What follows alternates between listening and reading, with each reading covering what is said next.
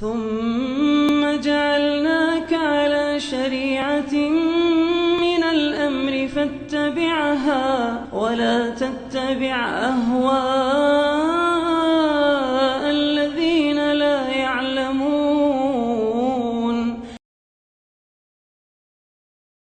Bismillah. Rekomendasi dari Ustadz urutan kitab dalam mempelajari fikih mazhab Hanbali. Baik. Yang pertama terkait dengan madhab Hambali. Kita di Indonesia ini kebanyakannya di madhab Syafi'i ya. Madhab Syafi'i. Jadi kalau berada di lingkungan mayoritas orang di madhab Syafi'i, belajar madhab Syafi'i. Kalau misalnya gurunya dia cuma menguasai madhab Hambali karena mungkin belajarnya dulu di negara yang guru-gurunya mengajarkan madhab Hambali, boleh-boleh saja diajarkan apa yang dia ketahui. Cuman harus dia perhatikan kondisi manusia yang berada di tempat tersebut. Iya. Kalau dipikir madhab Hambali itu ada buku-buku awal-awal yang dipelajari. Ya kadang kalau dia pemula diambil sudut-sudut kewajibannya saja. Dia baca tentang syurutus sholah.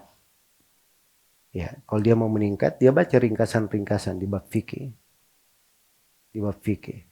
Apakah ringkasan yang sangat ringkasnya atau ringkasan yang mendetail, menyeluruh. Ya, seperti kalau dia baca Zadul Mustaqni misalnya, itu ringkasan. Tapi menyeluruh seluruh bab. Nanti setelah itu dia naik ke tahapan berikutnya. Yang populernya itu kalau menggambarkan ilmu ya, Ibnu Qudamah itu menulis 4 kitab. Nah, itu katanya sesuai dengan urutan orang yang belajar fikih. Yang pertama ada namanya kitab Umdatul Fiqh. Kitab Umdatul Fiqh. Ini kita pernah buatkan daurah. Ya. Selesai dalam 14 hari kalau saya nggak salah.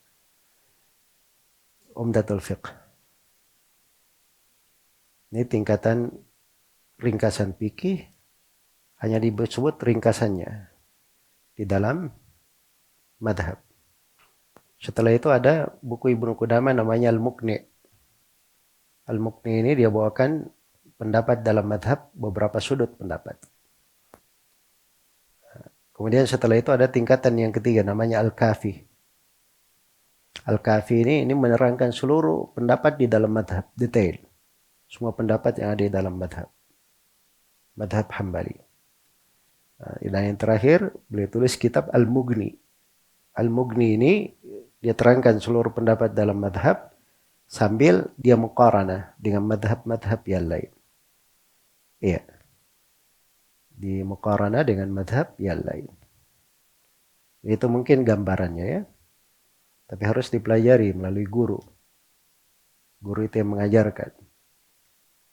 Dan guru itu mengajari orang sesuai dengan kelasnya. Sesuai dengan kelasnya. Karena itu saya hadiri guru-guru saya. Seperti Syekh Ibn Aqil Al-Hambali. Pas saya ada di situ. Ada orang yang sedang belajar Zadul Mustaqni. Beliau hanya terangkan saja. Orang yang baca. Dia terangkan sesuai dengan apa yang di buku saja. Tidak banyak luas. Tapi waktu itu di malam harinya ada. Di waktu lain. Ada pertemuan membahas Hasyi ala Raudhul Murbi' karya Ibnu Al-Qasim. Ini tingkatan tinggi. Iya. Atau sebelumnya ada salah seorang masyayikh dan sekarang Masya Allah sudah menjadi orang yang sangat tersohor sekali. Ya, beliau guru saya juga. Nah, guru saya ini baca juga ke Syekh Ibn Aqil lagi. Waktu itu lagi baca Al-Kafi. Ya. Atau Syekh Ibn Aqil Masya Allah meluruskan. Itu tidak benar. Di madhab itu sebenarnya begini dan begini. Beliau terangkan alasannya. Sudah berbicara luas terkait dengan madhab. Tapi di pertemuan yang Hasyi ala Raudhul Murbi itu. Wah itu Syekh Ibn Aqil bicaranya luas sekali. Detail sekali. Terkait dengan perbandingan madhab dan sebagainya. Jadi guru itu menerangkan sesuai dengan kadar kondisi orang yang belajar.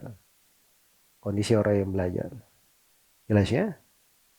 Jangan dia ajari seseorang pada perkara-perkara yang mungkin dia belum punya dasar. Iya, mengusap kepala. Apa mengusap kepala dari mana? Wah, itu ada 14 pendapat tengah ulama. Pendapat yang pertama begini, pendapat yang kedua begini, yang ketiga yang keempat sampai 14. Pendapat pertama dalilnya begini, tapi ada sudut kelemahannya begini. Kalau yang menguatkan pendapat ini berkata begini, maka saya jawab begini. Ya, antum kan bingung nanti. Ya, kalau baru awal belajar sudah dapat yang seperti itu. Satu pembahasan mungkin perlu dibahas 2 hari, masalah itu saja. Kapan selesainya? Jelas ya? Tapi itu untuk tingkatan tertentu, itu bermanfaat. Tapi untuk pemula, diambil dari guru ringkasan, dia baca ringkasan fikih itu, dia dalami dengan dalil-dalilnya, maka itu sudah cukup untuknya.